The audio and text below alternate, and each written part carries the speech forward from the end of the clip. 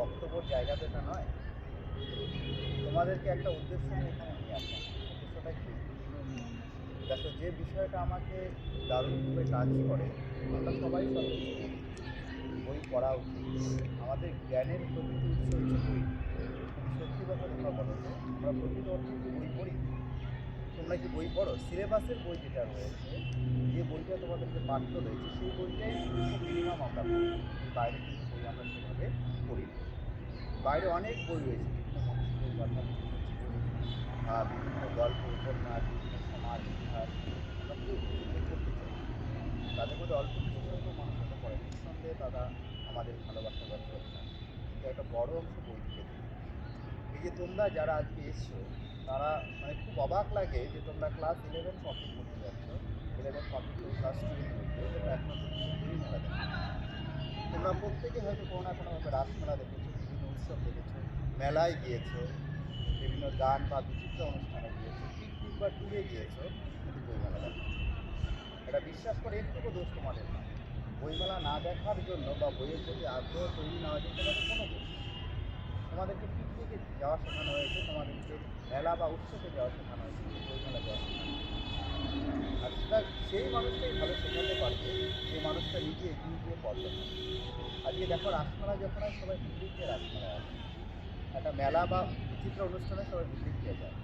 সেই মানুষদের মধ্যে প্রচুর শিক্ষিত মানুষ থাকে, দেখো তারা খুব সুকৌশলে বইমেলাটা পেরিয়েছে, তাই না? বই কিন্তু আমাদের প্রকৃত জ্ঞানের উৎস। আজকে যে ডিআই স্যার যে কথাগুলো বলে গেল, আজকে ডিআই স্যার এত বড় একটা জায়গায় রয়েছে, ডিআই স্যার অত্যন্ত গ্রাম থেকে এসেছে। স্যারের লড়াই, স্যারের মানসিক দৃঢ়তা, স্যার বললো আমার লড়াইটা আমার এই জায়গাটায় পৌঁছে দিই। এই যে এরকম অনেক গল্প আমরা তো বই থেকে জানতে পারি। আজকে স্যারকে আমরা পেলাম, তাই তোমরা স্যারের মুখ থেকে শুনতে পারি, তাই না?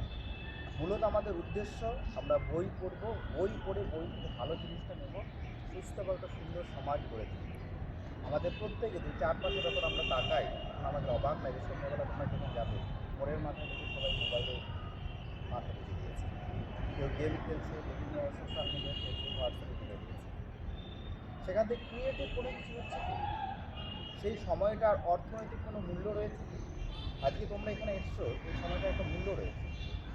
আমরা বাজেভাবে বা যে সময়টার কোনো মূল্য নেই, এমন কোনো সময়টা অতিবাহিত করতে পারি না।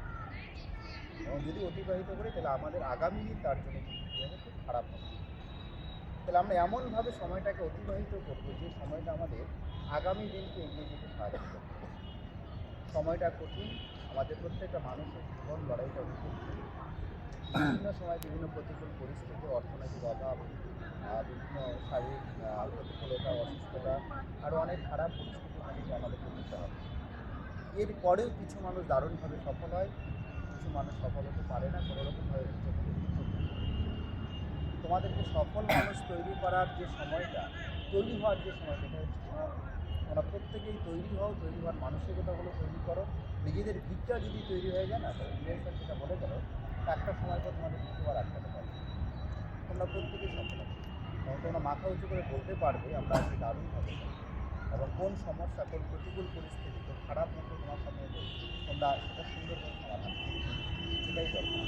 এবং এই জ্ঞানগুলোই আমাদেরকে দিতে পারবে আমাদের আগে যারা পৃথিবীতে জন্মগ্রহণ করেছে, আগে যারা পৃথিবীতে এসেছেন, তাদের সেই অভিজ্ঞতা, এবং সেই অভিজ্ঞতার কথাগুলোই বিভিন্ন বই লেখা রয়েছে। আমরা যদি বই না পড়ি, আজকে আমরা শিখতে পারবো না, জানতে পারবো না। আমাদেরকে বই পড়তে, শুধু বই পড়া না, আমাদের বই নির্বাচন করতে হবে। আমরা কোন বই পড়ব? অসংখ্য বই রয়েছে, আমাদেরকে বেছে বেছে বই পড়তে হবে। যে বইটা আমাকে অনুপ্রাণিত করবে, যে বইটা আমার কাজে লাগবে। ভালো ভালো বই পড়া এবং সুস্থ সমাজ গঠনের কারিগর হওয়ার জন্যই তোমাদেরকে আজ এখানে নিয়ে আসা। আমার বিশ্বাস তোমরা প্রত্যেকেই সেটাকে সঠিকভাবে কাজে লাগবে, কাজে লাগাবে, এবং আগামী দিন তোমরা আরও দারুণ জায়গায় যাবে। আমাদের বিদ্যালয়ে রাইটার্স ক্লাব জেলা বা রাজ্যের কাছে গর্ব, এবং রাইটার্স ক্লাবের হয়ে আগামী দিন তোমরা প্রত্যেকেই দেখবে।